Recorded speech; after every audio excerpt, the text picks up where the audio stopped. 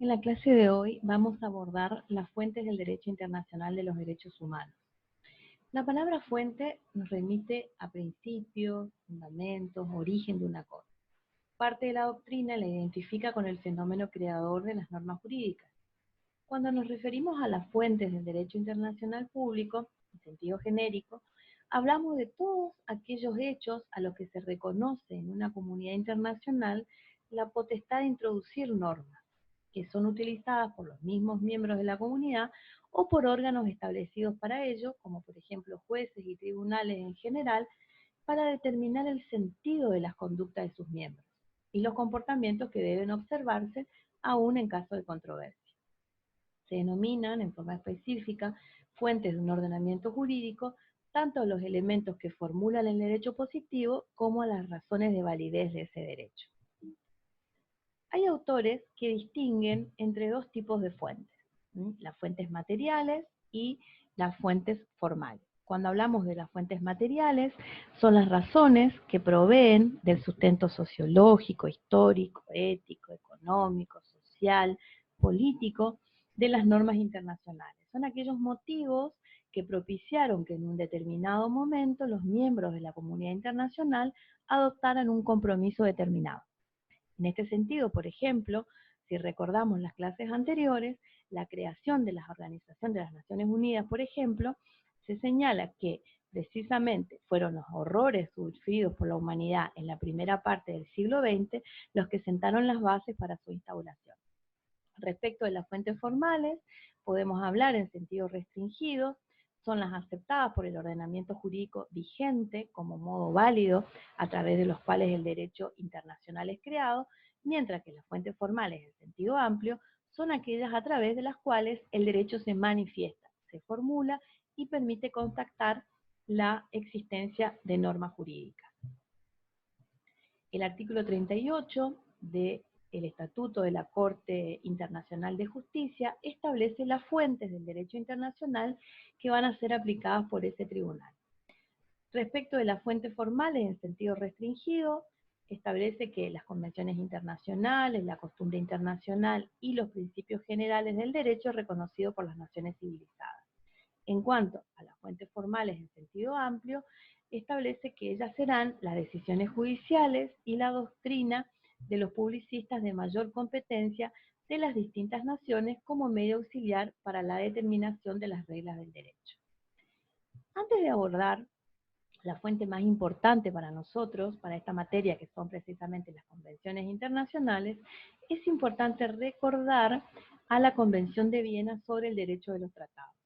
Esta es una convención internacional que va a regir y va a indicar todo lo en materia, todo lo que es concerniente en cuanto a la organización de los tratados internacionales, todas las pautas, las obligaciones legales de los estados que de alguna u otra manera ratifiquen un tratado internacional. Para eso es importante recordar el artículo 26, que establece que es un principio fundamental que todo tratado debe cumplirse, obliga a las partes y debe cumplirse por ellas de buena fe. El artículo 27, que establece que el derecho interno, que los estados no podrán invocar disposiciones de su derecho interno como justificación del incumplimiento de un tratado. Estos dos artículos, el 26 y el 27, van a ser recurrentes en todo el estudio que nosotros hagamos a lo largo de la materia. Después, también es importante el artículo 19 respecto de la formulación de las reservas, donde establece cómo los estados pueden formular reserva y en qué casos están exceptuados de la Convención de Viena. Es importante aquí hacer una diferencia entre los tratados tradicionales celebrados por los estados y los tratados de derechos humanos, que son tratados específicos. Los tratados internacionales, la Convención de Viena también los define como acuerdos de voluntades celebrados entre dos o más sujetos del derecho internacional destinados a crear, modificar o extinguir obligaciones internacionales. Mientras que los tratados de derechos humanos son acuerdos de voluntades celebrados por sujetos del derecho internacional, pero distintos de aquellos cuyos derechos se van a consagrar. ¿Por qué? Porque los estados son los que los celebran y los concluyen, pero son las personas físicas quienes van a adquirir derechos y libertades por su intermedio. Acá hay diferencias que tienen que ver con la concepción de los tratados internacionales y los tratados que nosotros vamos a estudiar, que son los tratados de derechos humanos. Los tratados tradicionales, sean multilaterales o bilaterales, los estados persiguen un intercambio recíproco de beneficios y ventajas. Lo que se busca es el equilibrio entre las partes contratantes. Como resultado de ese equilibrio derivan dos consecuencias. La primera es que ante el incumplimiento grave de las obligaciones por parte de uno de los estados, autoriza al resto a terminar con los efectos del tratado, suspendiendo parcial o totalmente sus efectos. Obviamente, esta situación no se da con los tratados de derechos humanos. Y también otra consecuencia tiene que ver, en los tratados internacionales se establece que el cambio fundamental de circunstancias que sobrevenga luego de la celebración del tratado es causa legítima para que la parte afectada lo dé por terminado o se retire de él. En este punto es importante recordar que los tratados de derechos humanos tienen características particulares, como ya lo veníamos viendo, en relación con el objetivo y las finalidades que persiguen.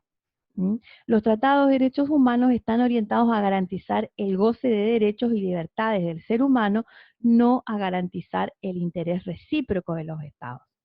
Esto es muy importante, ¿por qué? Porque estas características son precisamente las que hacen que los tratados de derechos humanos asuman obligaciones de carácter erga omnes y no solamente respecto a los estados contratantes, como sí pasa respecto de los tratados tradicionales. Esto es importante además recordar que en los tratados de derechos humanos, a diferencia de lo que puede pasar en los tratados internacionales comunes o tradicionales, se estipulan, además de derechos y libertades, también instancias internacionales de denuncia para el caso del incumplimiento para aquellas personas bajo jurisdicción del Estado, que obviamente son distintas de las partes que han de alguna manera ratificado o suscrito ese tratado al cual nos referimos. En los tratados de derechos humanos, el establecimiento del orden público es un orden público común a las partes que beneficia a las personas humanas que están bajo la jurisdicción del Estado. También es importante recordar que no rige la regla de la reciprocidad. Cuando hablamos de tratados de derechos humanos, esa regla que es común al derecho internacional público, a los tratados de derechos humanos no se les aplica. Está exceptuado precisamente este tipo de tratados en el artículo 60.5 de la Convención de Viena. Otro aspecto importante tiene que ver con la opinión consultiva que realizó la Corte Interamericana, la primera opinión consultiva que realizó la Corte Interamericana en el año 82 a instancia del gobierno de Perú, donde hace referencia a la especial característica que tienen los tratados, que en este caso se refería a la Convención Americana, estableciendo que, si ustedes pueden leer la última parte del PowerPoint, estableciendo que lo que se busca precisamente a través de la Convención Americana y de los Tratados de Derechos Humanos es garantizar el goce de derechos y libertades del ser humano y no el interés de los estados. En cuanto a las reservas, hay un tema que es importante respecto de las reservas. Ustedes recordarán que las reservas también están definidas en la Convención de Viena. Se establece que son declaraciones unilaterales hechas por un Estado al firmar, ratificar, aceptar o aprobar un tratado o al momento de adherirse a él, con el objeto de excluir o modificar los efectos jurídicos de ciertas disposiciones del tratado en su aplicación a ese Estado en particular. En nuestro país, por ejemplo, las reservas suelen ser introducidas al tiempo de ratificar o adherir a un tratado. Se debe a las objeciones o observaciones que el Congreso puede oponer al tiempo de aprobar el instrumento y obligan al Poder Ejecutivo a formular la reserva al tiempo de efectuar la ratificación. Según el artículo 19 de la Convención de Viena, un Estado, como veíamos en una de las primeras filminas, puede realizar una reserva siempre que ésta no esté prohibida por el tratado y que aquella no sea incompatible con el objeto y fin del tratado. Por ejemplo, el Estatuto de Roma de la Corte Penal Internacional, en su artículo 120, establece que no se admitirán reservas al presente estatuto, ¿sí? Ahora, el resto de los instrumentos de derechos humanos presentan una característica: generalmente no tienen esa prohibición expresa en sus cláusulas. Por ejemplo, referida al Pacto Internacional de Derechos Civiles y Políticos, este pacto y las reservas que se formularon al Estado fue objeto de una observación, de la observación general número 24 por parte del Comité de Derechos Humanos, que debió expedirse acerca de si las reservas que se habían formulado a este pacto eran válidas o no. Si ustedes pueden mirar el Pacto Internacional de Derechos Civiles y Políticos que tienen en su Constitución, van a ver que, como les decía, no tiene una prohibición expresa. Lo que sí tiene es una suerte de estándar mínimo de derechos en el artículo 5, establece inclusive que algunos de ellos son inderogables, es decir, que no pueden ser suspendidos en ninguna circunstancia, en el artículo 4.2. ¿Qué pasó? Cuando el Comité de Derechos Humanos tuvo que expedirse acerca de si estas reservas formuladas eran jurídicamente compatibles con el pacto, entendió que existen algunas disposiciones del Pacto Internacional de Derechos Civiles y Políticos que no pueden ser objeto de reservas. Por ejemplo, las que se formulen a los artículos 1, 2 y 40 del pacto, las que se formulen a disposiciones sustantivas del pacto, al ratificar el primer protocolo facultativo, las relativas al procedimiento y obviamente aquellas que pretendan excluir las competencias del comité para conocer en delitos continuados. Así, el comité lo que decidió es que esas reservas eran inválidas, por lo cual decidió aplicar y hacer responsable al Estado aún con las reservas formuladas, es decir, se aplicó la convención, se aplicó el pacto independientemente de las reservas que el Estado había formulado en su momento. En el punto de las reservas no podemos dejar de mencionar también otro aspecto interesante que tiene que ver con la opinión consultiva número 2 del año 1982 de la Corte Interamericana, que ustedes en este momento están viendo en la filmina del PowerPoint, que también se refiere en ese punto y hace otra distinción muy interesante acerca de lo que la Corte considera los tratados modernos sobre derechos humanos, que refieren, fíjense, que no son tratados multilaterales del tipo tradicional, concluidos en función de un intercambio recíproco de derechos para el beneficio de los estados, sino que su objeto y fin son la protección de los derechos fundamentales de los seres humanos, independientemente de su nacionalidad, tanto frente a su propio estado como frente a los otros estados contratantes. Al aprobar estos tratados sobre derechos humanos, los estados se someten a un orden legal, dentro del cual ellos, por el bien común, asumen varias obligaciones, no en relación con otros estados, sino hacia los individuos bajo su jurisdicción.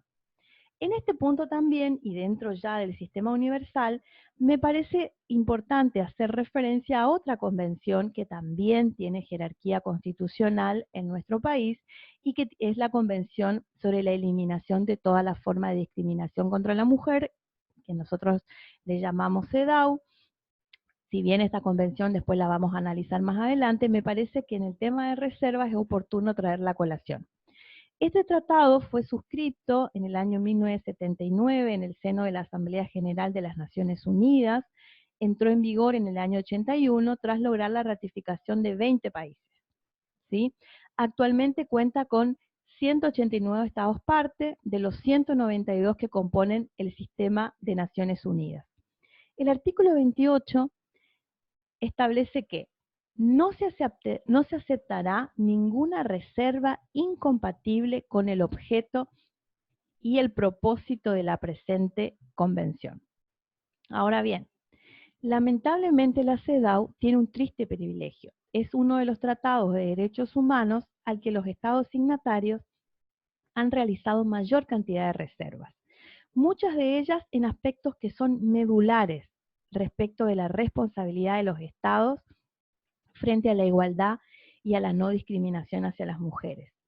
Se han formulado reservas, por ejemplo, si ustedes pueden ir mirando al artículo 2, que condena toda la forma de discriminación, al artículo 5, que establece responsabilidad del Estado en la remoción de patrones socioculturales, el artículo 15, que establece la igualdad ante la ley, el artículo 16, que establece la igualdad en la vida familiar. Y acá es importante recordar que la Convención de Viena entra en vigencia en el año 1980, ¿sí? Por lo que en principio las disposiciones, sus disposiciones, no serían retroactivas y no pudieron aplicarse a la CEDAW. ¿Cómo fue la manera en que el comité de la CEDAW trató de alguna manera de solucionar este tema? A través de recomendaciones generales, ¿sí? Que después nosotros vamos a ir viendo. Por ejemplo, la recomendación número 28 del año 2010 y la recomendación 33 del año 2015 sobre acceso a la justicia, donde expresamente el comité de la CEDAW le ha pedido a los estados signatarios que retiren las reservas de la convención, en particular respecto de los artículos 2, 15 y 16. Bueno, otro aspecto que también va a marcar la diferencia con los tratados tradicionales y los tratados de derechos humanos tiene que ver con las denuncias, ¿sí? Recordemos que las denuncias de un tratado es un proceso unilateral por medio del cual un Estado decide dar por concluidas las obligaciones jurídicas respecto de un tratado internacional, el cual mantiene plenos efectos jurídicos respecto de los otros estados signatarios. El retiro de un Estado se regula por las cláusulas de los propios instrumentos. Si ese instrumento no tiene disposiciones específicas, de manera residual opera la Convención de Viena. En el caso de la Convención Americana, por ejemplo, la Convención Americana de Derechos Humanos establece en su artículo 78 que los Estados parte pueden denunciar a la Convención después de la expiración de un plazo de 5 años, a partir de la fecha de entrada en vigor de la misma y mediante un preaviso de 1 año notificando al secretario general de la organización, quien debe informar a los Estados partes. Dicha denuncia no tiene por efecto desligar al Estado, parte interesado de las obligaciones, en lo que concierne a todo hecho que, pudiendo constituir una violación de esas obligaciones, haya sido cumplido por él anteriormente a la fecha en la cual la denuncia produce efecto. Si nosotros recordamos, esto obviamente va a ser parte del estudio pormenorizado que vamos a hacer cuando veamos sistema interamericano, pero recordemos que hasta el momento 2 estados han denunciado la Convención Americana, Trinidad y Tobago y Venezuela, ¿sí?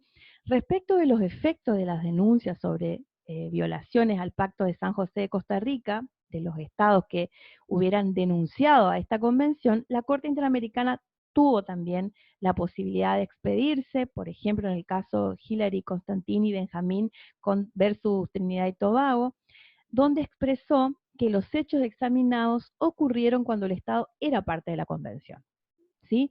Por lo que ese tribunal tiene plena competencia para entender en todas las denuncias que constituyan violaciones a los derechos humanos consagrados, ya que la renuncia a la convención surte efecto 1 año después de que el Estado notifica al secretario de la OEA del retiro del tratado.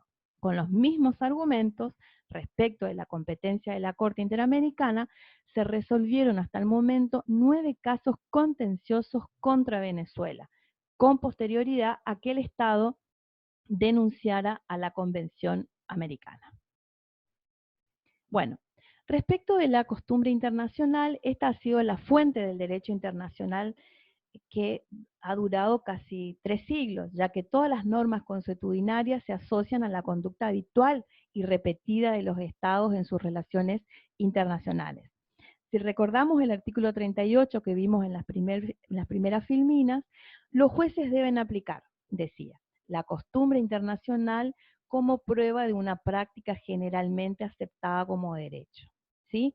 Debe evaluarse entonces la existencia de dos elementos, un objetivo relacionado con la práctica generalizada del Estado y un elemento subjetivo que es muy importante, la creencia entre los Estados de que esa práctica es de naturaleza legal y obligatoria, ¿sí?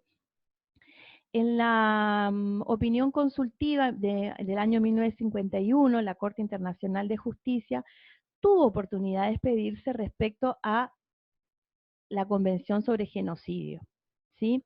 Señaló que, por ejemplo, los principios subyacentes en la Convención son principios que son reconocidos como vinculantes para los Estados, aún en ausencia de obligaciones convencionales. Es decir, las disposiciones de esta convención no requieren necesariamente un vínculo convencional para obligar a los Estados.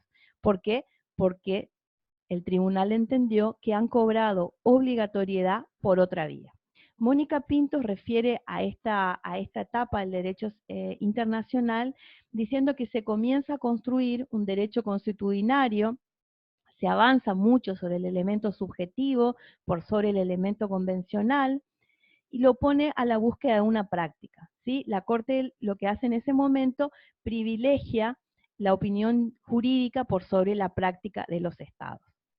Para nosotros en el sistema interamericano también podemos recordar al caso Baena Ricardo versus Panamá, donde la Corte Interamericana sostuvo, entre otras cosas, que la facultad de la Corte para supervisar el cumplimiento de sus sentencias y el procedimiento adoptado para ello también encuentra fundamento en la práctica constante y uniforme de la Corte y en la resultante opinión jurídica común de los estados parte de la Convención, respecto de los cuales la Corte ha emitido diversas resoluciones sobre cumplimiento de sentencia, ¿sí? Así la Corte Interamericana, al referirse a la costumbre internacional, dice que significa la manifestación de una conciencia jurídica universal a través de la observancia por la generalidad de los miembros de la comunidad internacional de una determinada práctica asignada como obligatoria, ¿sí? Respecto de los medios de prueba de la costumbre internacional, autores como Rey sostienen que deberá tenerse en cuenta tanto los actos estatales, escritos, como los verbales, las acciones y las prácticas, como las omisiones o inacciones del Estado, las declaraciones de altas autoridades estatales también, obviamente, pueden servir como prueba de la costumbre realizada por los Estados. También, por ejemplo, las manifestaciones realizadas por órganos internacionales, por representantes diplomáticos, todo ello constituye una prueba válida acerca de la existencia de la costumbre internacional que se alegue. Los principios generales del derecho. La tercera fuente que establecía el artículo 38 son precisamente los principios generales del derecho reconocidos por las naciones civilizadas. Estos principios de alguna manera evidencian la preocupación judicial ante las dificultades para resolver controversias y conflictos debido a la falta de reglas convencionales que muchas veces existen o también respecto de la falta de reglas consuetudinarias entre los países respecto de algunos términos legales. Los principios generales del derecho operan como un medio para desarrollar nuevas normas. Se utilizan ampliamente en la jurisprudencia internacional. Por ejemplo, el principio de buena fe, el principio de cosa juzgada, el principio de igualdad ante la ley, ¿sí?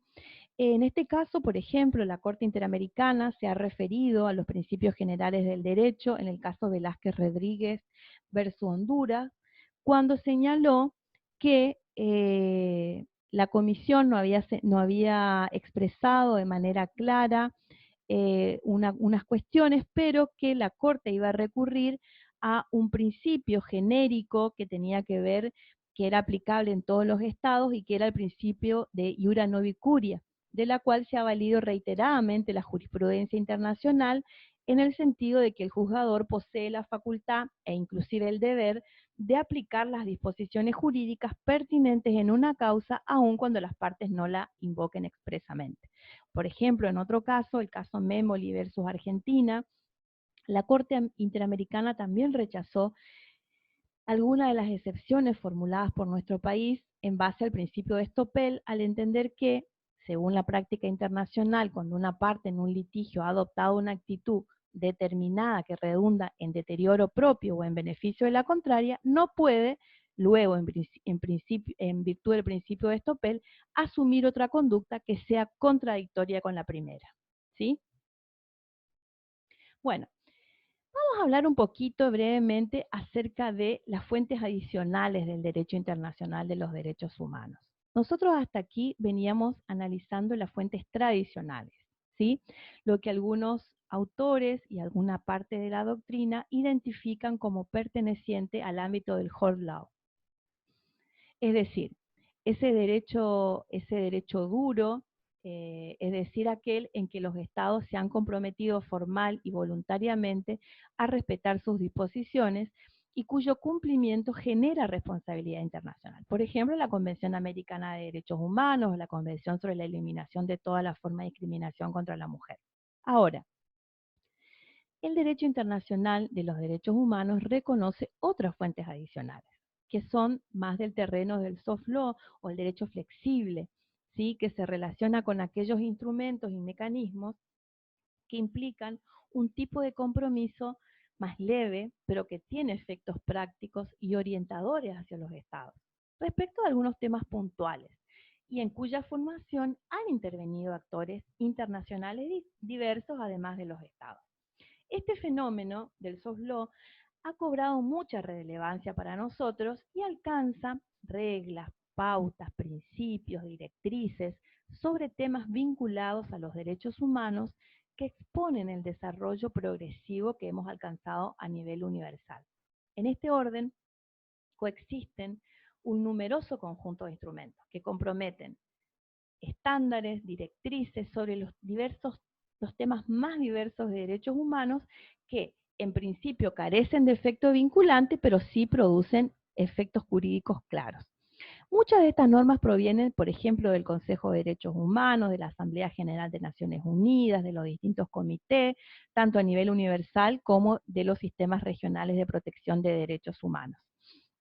Por ejemplo, ustedes conocen muchas de estas directrices. Pensemos, por ejemplo, en las 100 reglas de Brasilia sobre acceso a la justicia de las personas en condiciones de vulnerabilidad, las reglas mínimas de las Naciones Unidas para la administración de la justicia de menores, las reglas de Beijing, la Conferencia Mundial del Beijing, la Declaración Universal de Eliminación de la Violencia contra la Mujer, el modelo de protocolo latinoamericano en caso de investigación de muertes violentas de mujeres por razones de género, las reglas mínimas para el tratamiento de los reclusos, las reglas de las Naciones Unidas para la protección de los menores privados de libertad, los principios relacionados con la aplicación de la legislación internacional de derechos humanos en relación con la orientación sexual y la identidad de género, bueno, las reglas de Tokio, es decir, conocemos un montón de normas que son de derechos humanos y que pertenecen a este campo específico que han sido también utilizadas